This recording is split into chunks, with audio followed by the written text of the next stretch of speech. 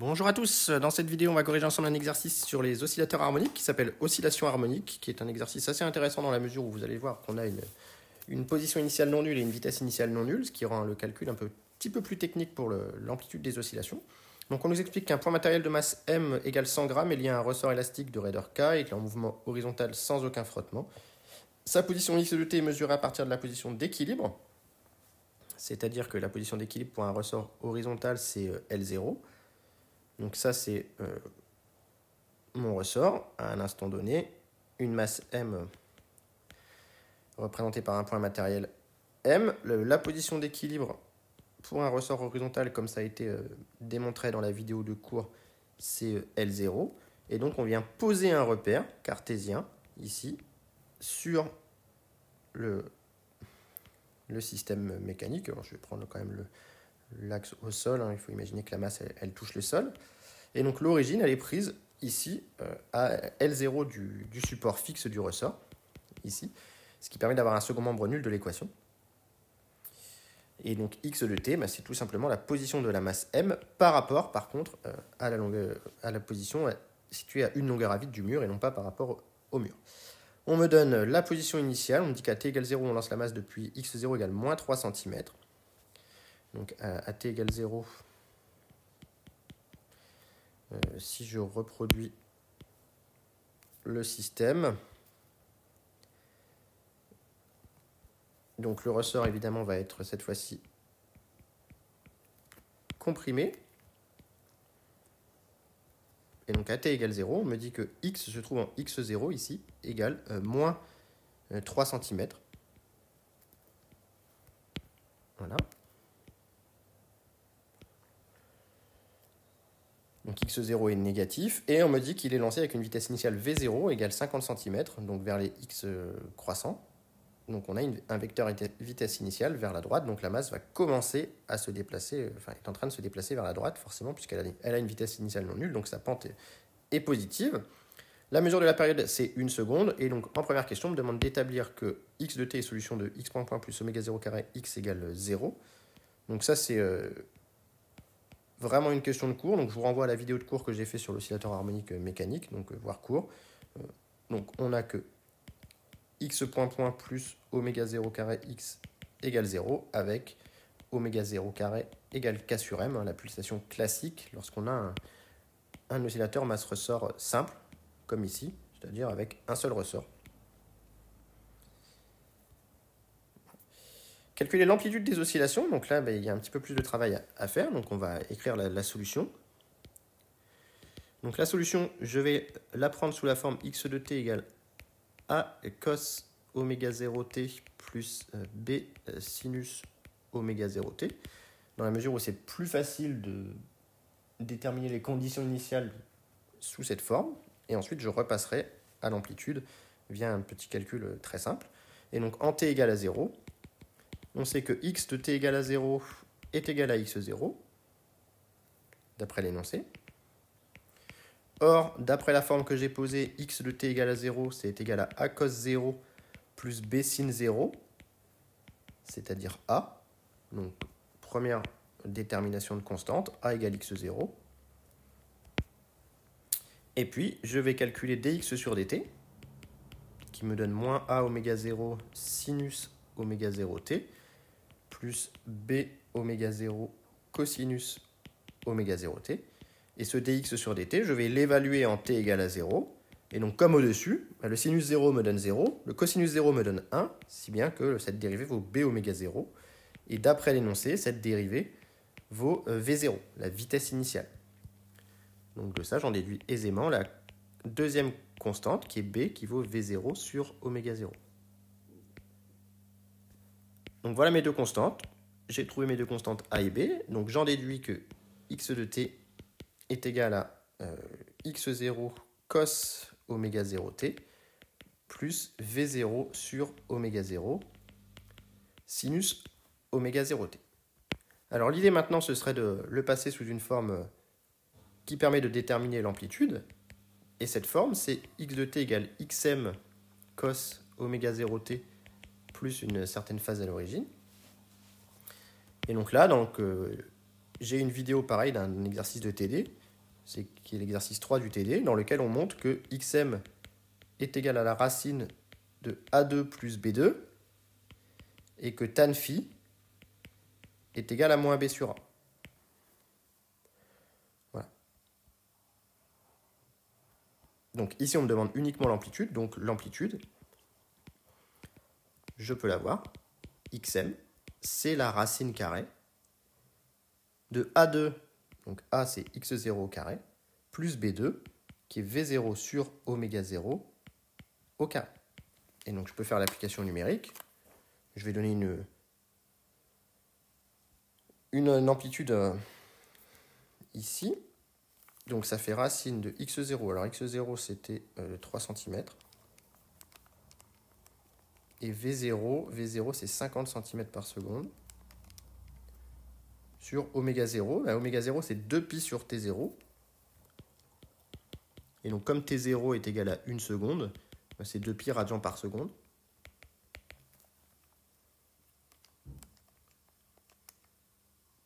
Et donc je tombe sur une amplitude de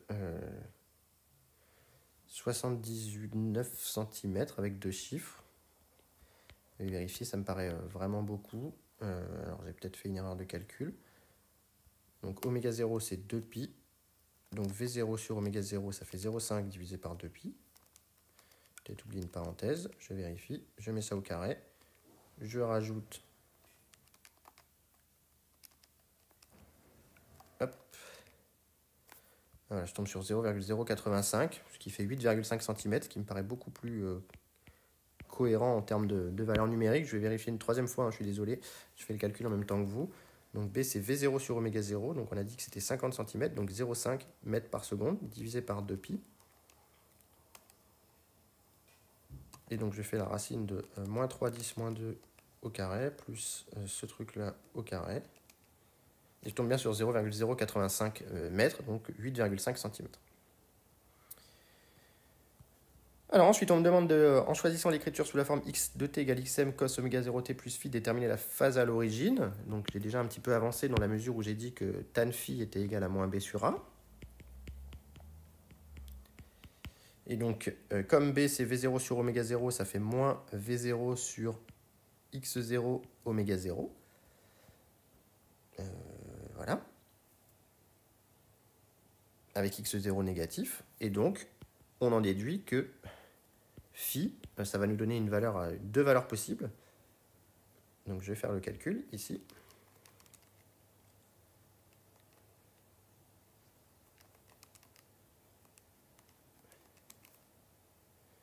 Ça c'est tan phi. Et il faut que je prenne l'arc tangente de ça. Je suis en degré, c'est pas très malin de ma part. Donc je tombe sur 1,2 radian comme solution proposée par ma calculatrice. Donc 1,2 radian, je vais le placer sur mon cercle trigo pour pouvoir choisir. Donc là j'ai les sinus. Là j'ai les cosinus. Et donc 1,2 radian, bah, ça se situe à peu près pi sur 2 c'est 1,5 hein, grosso modo. Donc 1,2 je suis un petit peu ici. Donc ça c'est le phi proposé. Et donc on sait qu'il y a toujours deux valeurs possibles, phi et phi plus pi. Ici, puisque la tangente est pi périodique. Donc j'ai deux solutions, phi 1 ou phi 2. Et je vais devoir choisir la solution proposée. Et ici, au vu de b positif, x de t est initialement croissant, comme on l'a expliqué, puisque la vitesse initiale est vers la droite. Donc le cosinus doit commencer par croître. Donc, phi 2 est égal à phi que j'ai mis au-dessus, plus pi. C'est bien la deuxième valeur qu'il convient de choisir pour avoir un cosinus qui va augmenter lorsque le temps va augmenter. Puisqu'on va longer le cercle trigonométrique dans le sens trigonométrique. Et donc phi 2 est égal à 4,35 radians. Ou alors, si je veux le restreindre à moins pi, ça me fait moins 1,9 radians. Donc j'ai trouvé phi et j'ai trouvé xm. Donc maintenant, finalement, x de t est égal à xm cos oméga t plus phi avec xm égale 8,5 cm et phi égale moins 1,9 radian. Très bien, alors on me demande à quelle date la masse passe pour la première fois par sa position d'équilibre. Donc ici, la position d'équilibre, c'est x égale à 0.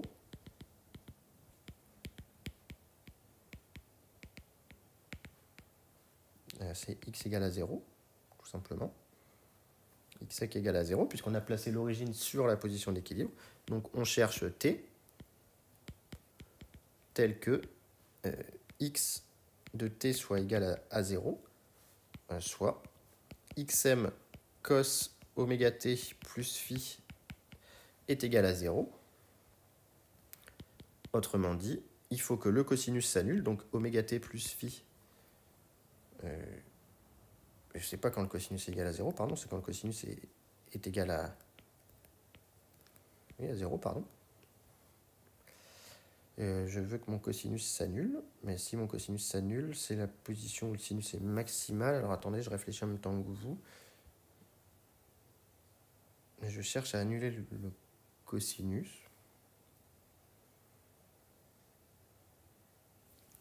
Oui, c'est ça. Pardon. Et donc il faut que oméga t plus phi soit égal ici. Alors attention, comme je pars de phi 2, vous voyez que la première valeur ici de phi qui convient, c'est moins pi sur 2. Et donc j'en déduis que oméga 0t va être égal à moins pi sur 2 moins phi, avec phi négatif, donc il n'y a pas d'ambiguïté possible.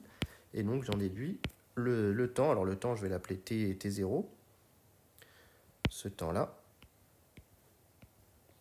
Et donc on en déduit que t0 est égal à moins pi sur 2 moins phi sur oméga 0. Et donc si on fait le calcul, oméga 0 c'est toujours 2pi. Ça nous fait 0,057 secondes comme premier temps au bout duquel s'annule x. Donc attention, moins pi sur 2 et non pi sur 2. Car phi est égal à moins 1,9 radian. Donc, le phi de départ, il est ici. Donc la première fois que j'annule le signal, c'est quand je passe ici. Alors ensuite, on me demande à quelle date la vitesse s'annule-t-elle pour la première fois. On va faire pareil. Alors là, on va déjà calculer la vitesse. V de t, c'est égal à dx sur dt. Et donc, c'est égal à moins xm oméga 0 sinus oméga 0t plus phi.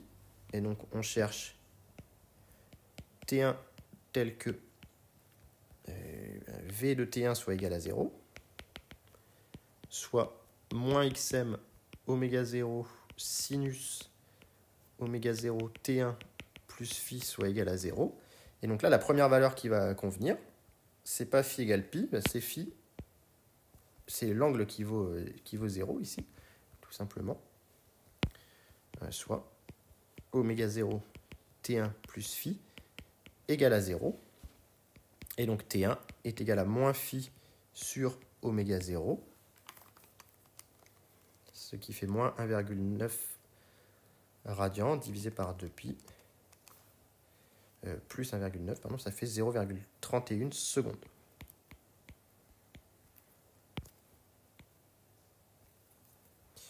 Il faut bien être vigilant sur les valeurs nécessaires pour annuler le signal. Si on me demandait pour quelle valeur la vitesse s'annule pour une deuxième fois, bah cette fois ce serait en pi ici. Alors, tracer l'allure de x de t et de v de t. Donc là, il y a un petit peu de travail à faire. Donc, x de t qui va évoluer entre xm et moins xm, finalement. mais qui ne va pas partir de xm. Hop. Voilà. Donc on a que x de 0 est égal à x0 négatif. Ça fait moins 3 cm, donc x0 est à peu près ici. Et la pente est croissante, et v0 est positif. Donc je dois démarrer avec une pente positive. Et donc le signal commence par augmenter. Et puis on essaye de faire en sorte que notre signal soit sinusoïdal. Oups.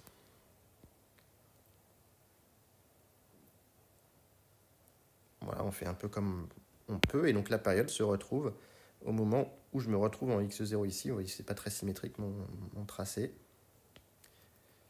Je vais le refaire une fois. Voir si j'arrive à faire mieux. Je vais me forcer à passer à intervalles réguliers.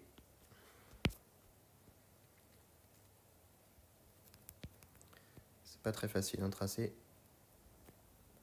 des sinus à la tablette.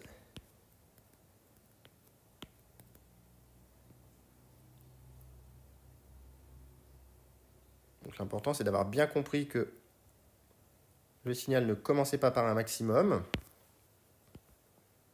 Et donc voilà, ici, on se retrouve à une période. Et donc pour V de t, mais V de t, on a vu que c'était égal à moins xm oméga 0 sinus oméga 0 t plus phi. Et ça, en fait, on peut le réécrire comme xm oméga 0 cosinus oméga 0 t plus phi plus pi sur 2.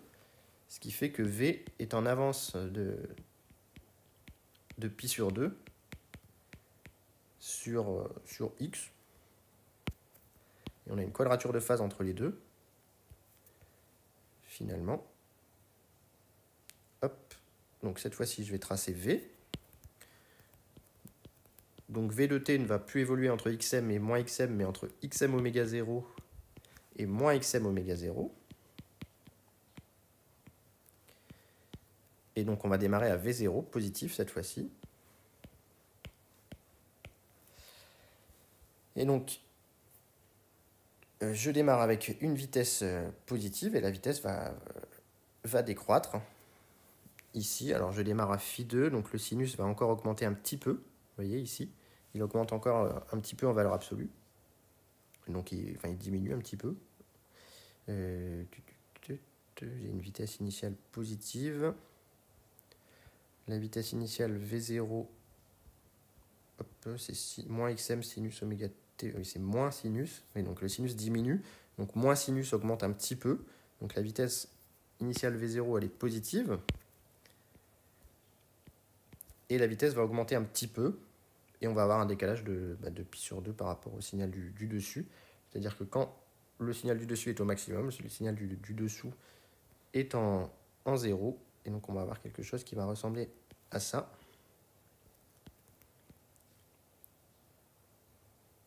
Il faudrait réussir à faire la même période que le signal du dessus, ce qui est clairement pas évident.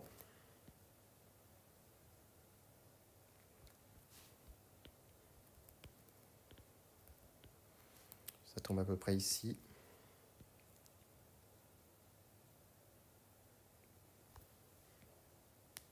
Voilà.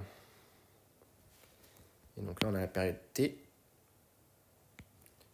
Et donc, on avait calculé le temps T0 qui correspond à la première fois où je m'annule, qui est ici, et le temps T1 qui est le temps au bout duquel la vitesse s'annule pour la première fois, qui est donc ici. Pardon pour le temps que je mets à faire les graphes, c'est pas toujours évident. Déterminer des conditions initiales de l'énergie mécanique en fonction de Km et oméga 0. On me demande Km, oméga 0, x0 et v0, pardon. Donc là, étant donné qu'on me demande en fonction de x0 et v0, je vais repartir de la conservation de l'énergie mécanique. Donc on a conservation de l'énergie mécanique.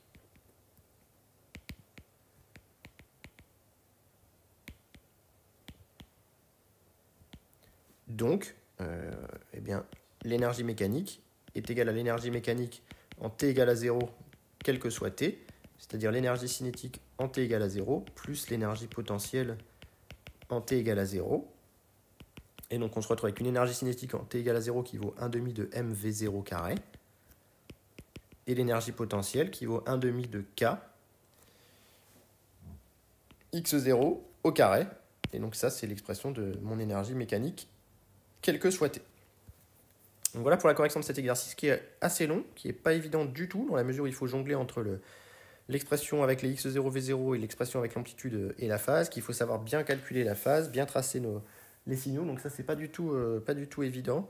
Donc j'espère que la correction était à peu près claire. Et s'il y a des questions, surtout n'hésitez pas à les mettre en commentaire. Bonne journée.